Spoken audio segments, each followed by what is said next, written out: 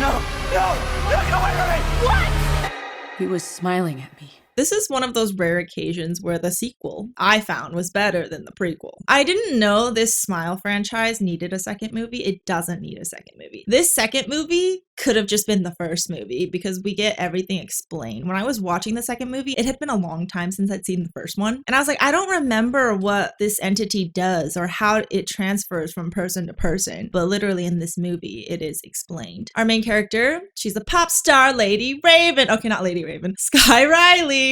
She's just a fictional pop star who has a very traumatic past. She's probably like one of the Smile entity's favorite people it has ever infected. She had misused drugs. Can I even say this? She had been in a dark place, got into an car accident with her previous boyfriend, and he died. And then she came back. Okay, after a year of recovery, she's back now. And she's about to start her tour, but because of her car accident, she has some pain. She has some phantom pain. Maybe it's real pain. It's probably real pain because she has a history of substance misuse. Her doctor won't prescribe her anything strong, so she has to get it under the table. So she has this friend named Lewis, and Lewis?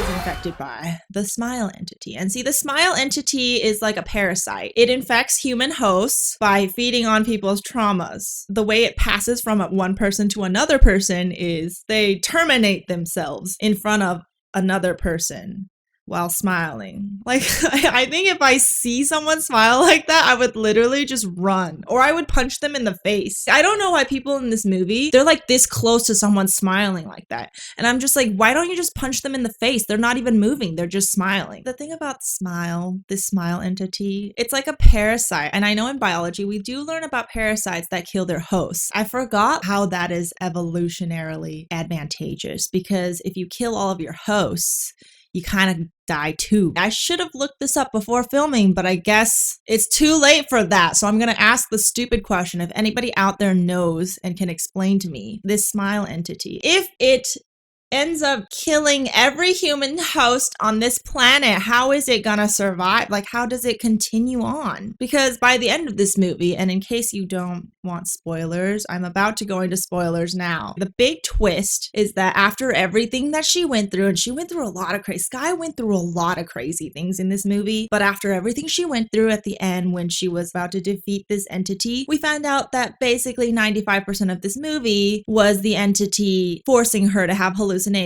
So it wasn't even real. And by the end, she's about to perform at the concert, and that's the moment when the entity decides to get rid of her, and then she terminates herself in front of the entire audience, and then now everybody's infected. I don't know why this entity didn't do that earlier, because apparently it's been around for like 100 years. Why did it have to be Sky? But okay, now that we're here, it got me thinking, what happens now? Does everyone just infect everyone? Is this entity like a singular entity? Can it be in multiple bodies at one time? I always thought it was a one-to-one, like it can only infect one person at a time. It's strange if it can divide itself into multiple people. Or maybe it works. Maybe I'm overthinking this. Or maybe Smile 3 is going to explain it. Maybe we're going to get an origin story at some point. I feel like this franchise is going to continue on because these movies seem to be quite popular. I can't watch this. I can't watch this in theaters. Oh my God, there was a moment in this movie that I screamed so loud. I think my neighbors heard me. The screen was freaking black and I couldn't even see it because I only had half an eye open.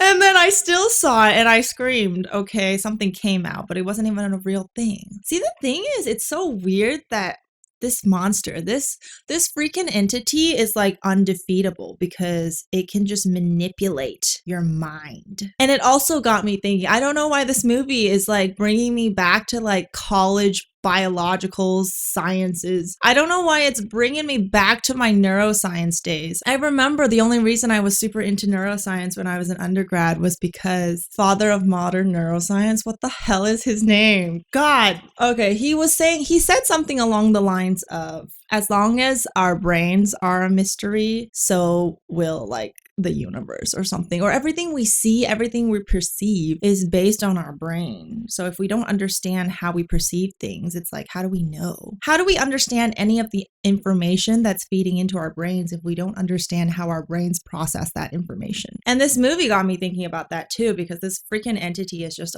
apparently able to manipulate your mind in such a way that you can't even tell what's real and what's not real. I don't know. And it makes me question. I mean, I used to question every day if reality is even real, but it's not. Our brains have evolved to make predictions and to fill in missing information. This movie is kind of like that, but on steroids. Everything she was feeling, everything that was happening, the time that was passing, even the people she was interacting with, that was all the entity. That wasn't even real. Those moments were like the worst. Those moments were so frustrating. The movie portrayed it in a way where you felt that, you know, she was in a safe space, and then suddenly it's not. Suddenly that person she's talking to starts smiling creepily, and you're just like, no, no.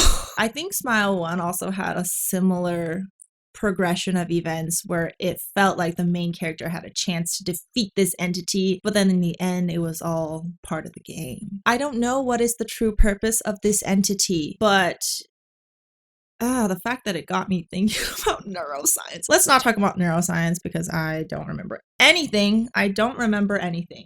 I just remember I was obsessed with the fact that our brains kind of make things up.